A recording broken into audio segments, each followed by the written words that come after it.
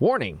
Hashtag DDP Live is for an adult audience. Hashtag DDP Live may contain material that may be unsuitable for sensitive ears. If you are easily offended, run to your panic room now. Listener discretion is highly advised. Thank you. Please come again. Good evening, ladies and gentlemen. We are tonight's entertainment.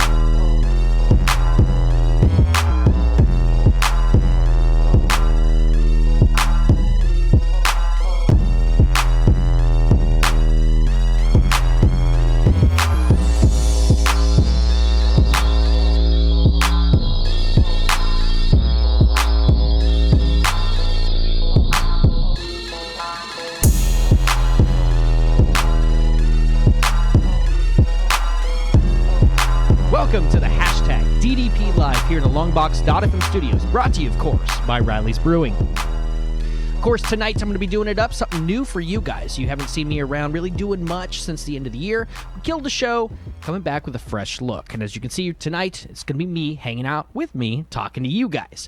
Now, I got a lot on my plate. You saw it in the intro there. But first, I want to talk about something fun, something, parenting moment. And any first-time parents, you get these moments where every so often something happens like, oh, crap, I'm a parent now. I'll say my very first one happened this weekend. My son is now in T-ball, 6 years old, first grade, cute kid. But the whole process of the stuff, you got to go through the practices going on during the week, and then you finally got game day going on. Now, his game's at 11:30 on Saturday, right? So you'd think we show up at 11:15, something like that will be cool. Nope. 8 a.m. Saturday morning, we need to be there for opening ceremonies.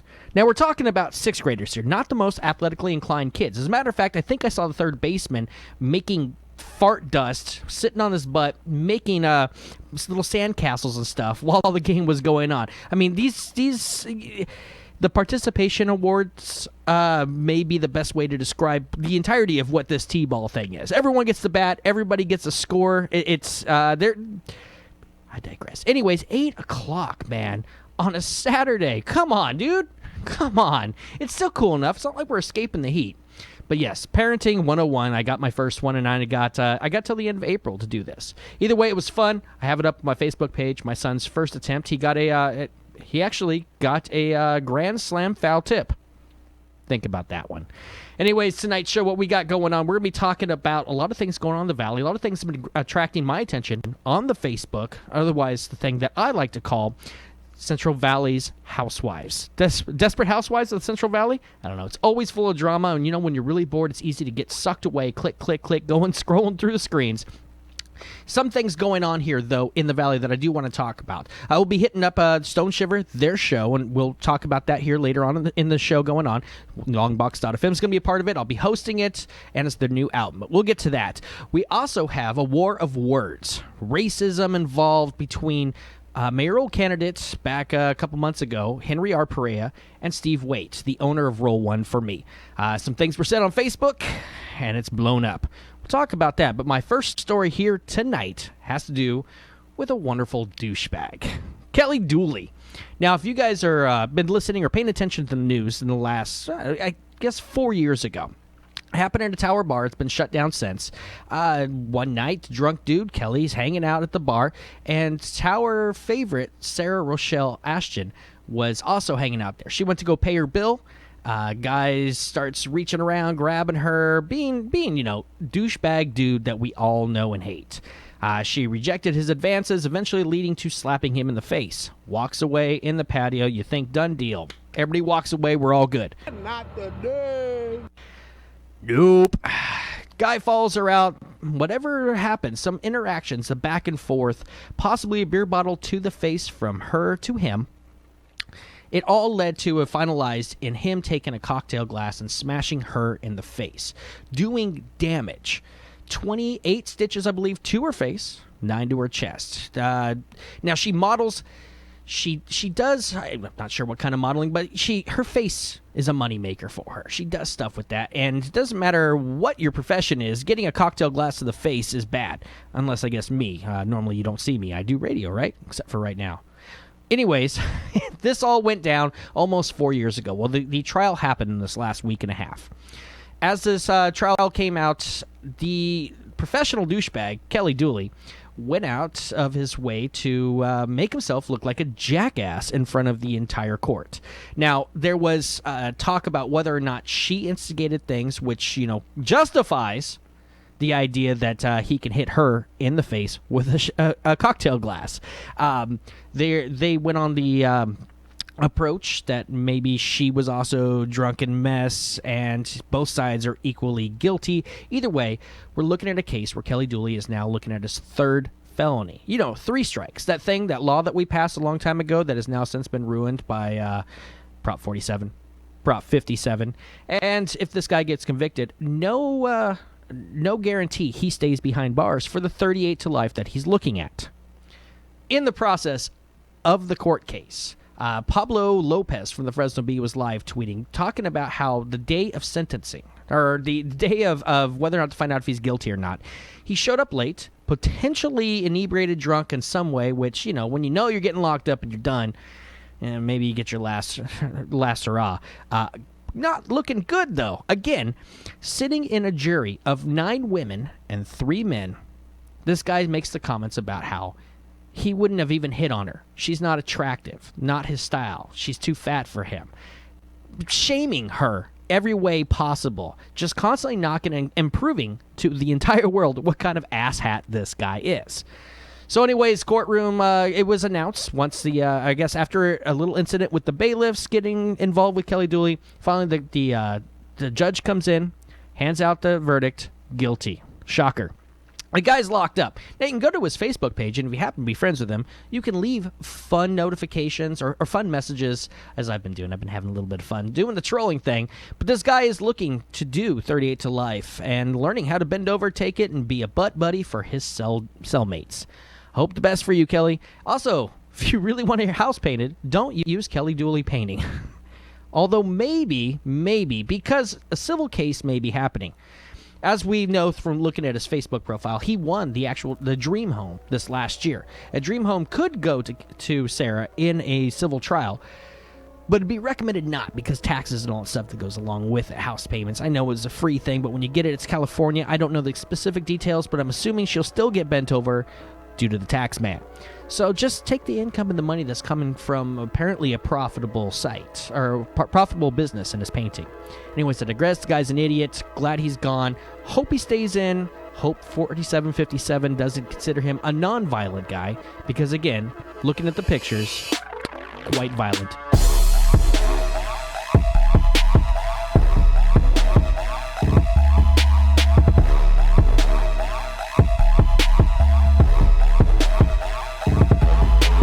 Alright, so before we hit up our main story tonight, make sure you can check me out on all Facebooks. Just look up Dowdy. On the interwebs, the Twitters and stuff, Longbox.FM, Dowdy, all the same. You can find me. Easy enough. So our main story tonight, we're talking about the war of words going on between Steve Waite, the owner of Roll One For Me, and Henry R. Perea. And it involves everybody's favorite term to be thrown around in a politically correct universe, racism. You're racist, you're racist, you're racist. So look, this is how it started off. Apparently last night, Steve's doing his job over at Roll One For Me, a sushi place out in Northeast Fresno, and made a post. My servers are thinking about building a wall around the restaurant. Why don't many Hispanics tip? Really? Zero? Zilch? Nada? So before you go off on him, little backstory. We've had Steve here in the studio before on a show called The Kick. We've got to know him. He's got a sense of humor, very dry. He's not politically correct. He's not a Trump guy. He was definitely making a joke based off of Trump stuff, but I think we can all agree it was in poor taste. Here's the other thing. When you take to Facebook to make a post, even if it's supposed to be in jest, which he followed up on his timeline and said it was a joke or people can't take a joke, understanding that it's about 7% of your communication that's actually allowable when you do something in text. You lose the body mannerisms, you lose the tone, the way that you're meant to say it or you're hoping to say it. Whether it was something harmless or something this, like what he did last night, that is being seen very different. So you're losing a lot and you're putting yourself out there. And people are quick to jump on things on Facebook, as we've seen. Well, following this, enter Henry R. Perea, the man who lost to Lee Brand for the Fresno mayoral race this last November. He popped in with a post of his own. Owner of Roll One For Me in Northeast Fresno wants to build a wall around his restaurant because his Hispanic family did not tip. He digs his hole deeper by taking his 2 favorite Mexicans to dinner tonight. Let's build an economic wall around his establishment. How about he pay his workers a good wage? Please share this post. The back end of his comment had to do with a post from Steve Wade, as he was doubling down Trump style on his original post by posting that he was going out to dinner with 2 of his favorite Mexicans. So before we go any deeper, let me say that this is a fun opportunity for me because I've had both men in the studio. And we have a beautiful restaurant, and we have some really talented sushi chefs, and I'm really enjoying the 3 years of being a host for the citizens of Fresno and the Valley. It's been great. We have some great sushi.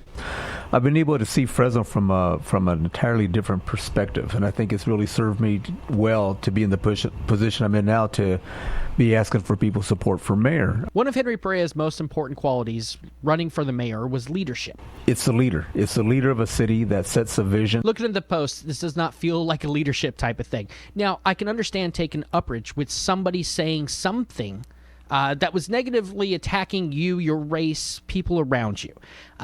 He's taken it, though, and it feels in a way like a personal vendetta. And not only making a post, which is his right, he can absolutely go on Facebook, point it out, but to tell people, go share, you're basically raising pitchforks. Now, this is a tough spot because I don't in any way intend to try to defend Steve for what he did. As a business owner, he's going to be eating a lot of shit on this one. He's going to have to deal with the fallout from the public who are disliking him. And look, Henry's post has gotten close to 400 shares already today, just 24 hours later. Part of the problem with this is it creates mob rule. It gets everybody going up against them. You can see it when any business gets in the news where people start making false Yelp reviews and the keyboard warriors of the world going after somebody. Now, while I don't like what Henry did, you should be a little bit more stand up.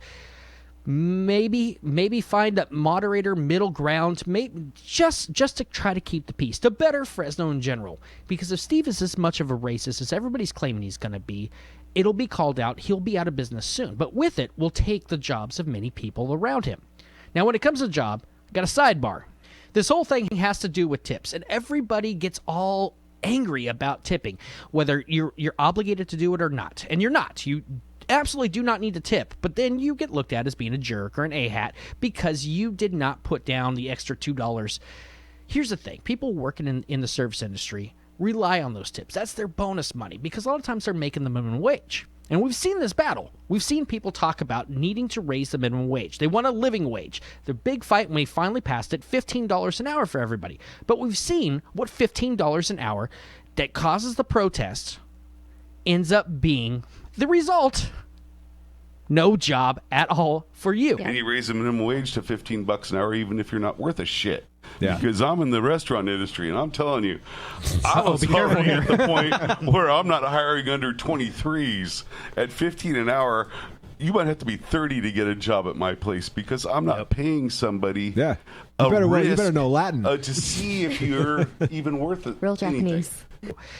So the balance is, everybody seems, or the thing on this is people seem to think that just because somebody owns a business, they should be raising their wages of everybody. A whole lineup on Henry Perea's Facebook post had a bunch of people saying you should pay your guys more. They're pinning Steve down for being a cheap ass who's just not paying out. This seems to come with the understanding that he's just rich and he's hoarding the money. Now, him being on the show, he was talking to me about how he takes care of his employees. They get paid well. They make a lot in tips. They're doing high-end sushi in a rich area of town, so tips are kind of a commonplace thing there. One Facebook poster suggested that maybe he raised the prices of his food and therefore he can pay people more money. But everyone knows when you raise the price of food, people will go find it better or a cheaper price somewhere else. Therefore, losing business, Steve would have to cut people. I know this is a long soapboxy thing, but everybody's looking for their battle, for their $15 an hour living wage. They just want to get paid. They want that handout. It has to do with so many more factors than just something as simple as your minimum wage. We can go into inflation, the state of California, state taxes, misappropriation of funds, something we talked about earlier, 4757, things like that hurt all of us. And this simple thing, though, you tip people that need it. If you don't feel like doing it, don't do it.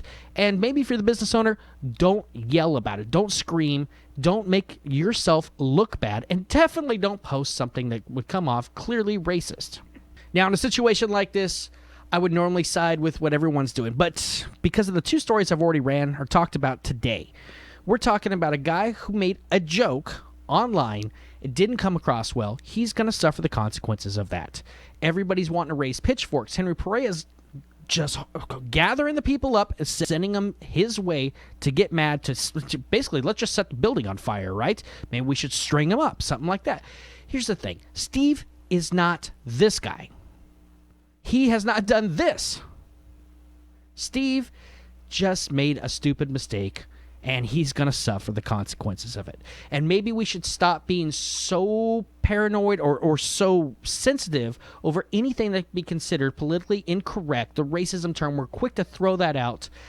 I don't believe he is, but of course, what do I know? I'm a cis, white, male guy, and I have no credibility. Sorry, I guess I shouldn't be weighing in on this subject. We should just all follow Henry Pereira. Pitchforks out. Let's go to work. But then start talking about how we pull together and moving our city forward. I was always wanted to just make the world a little bit better than the way I woke up in the morning.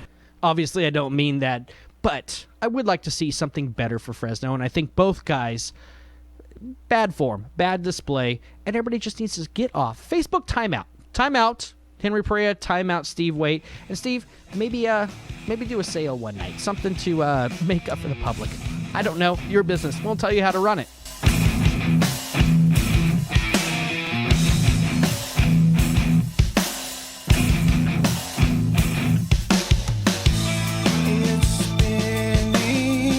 And finally, I want to talk about good friends of mine, Stone Shiver, the band that you guys have seen rocking it out here in the Valley. And actually, by the way, side note, one of those bands who really do it well. They know their business stylings. They know how to get out, get their name known, and they don't come off as douchebags.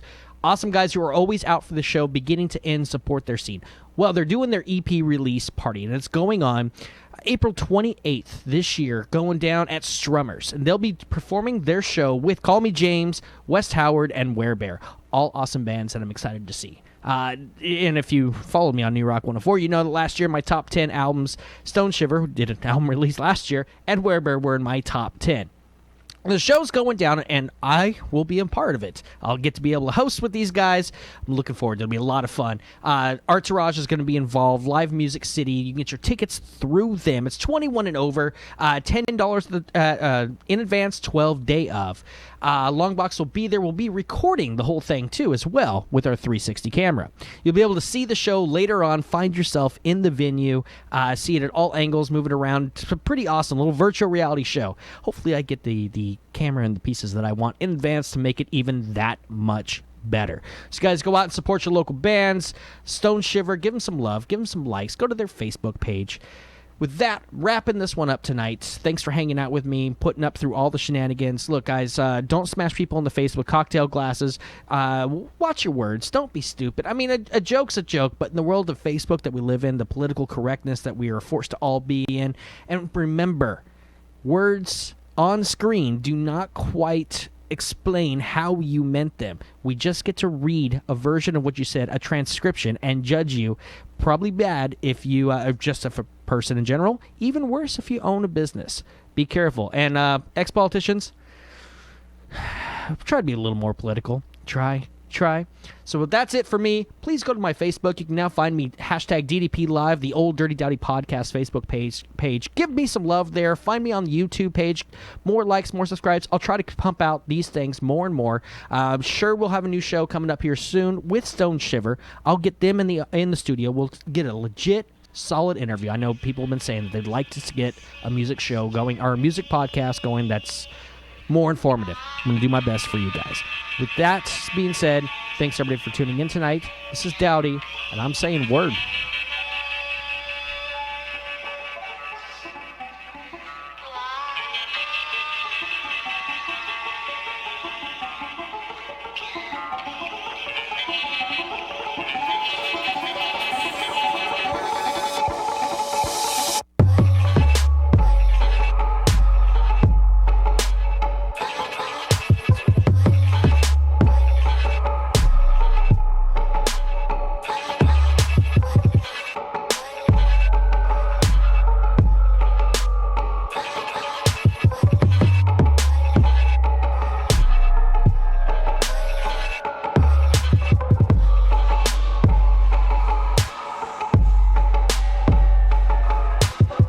Watching hashtag DDP Live on Longbox.FM. The opinions expressed on hashtag DDP Live aren't necessarily those of staff, management, or sponsors of Longbox.FM. If you have been offended in any way during this presentation, you should have turned it off long ago.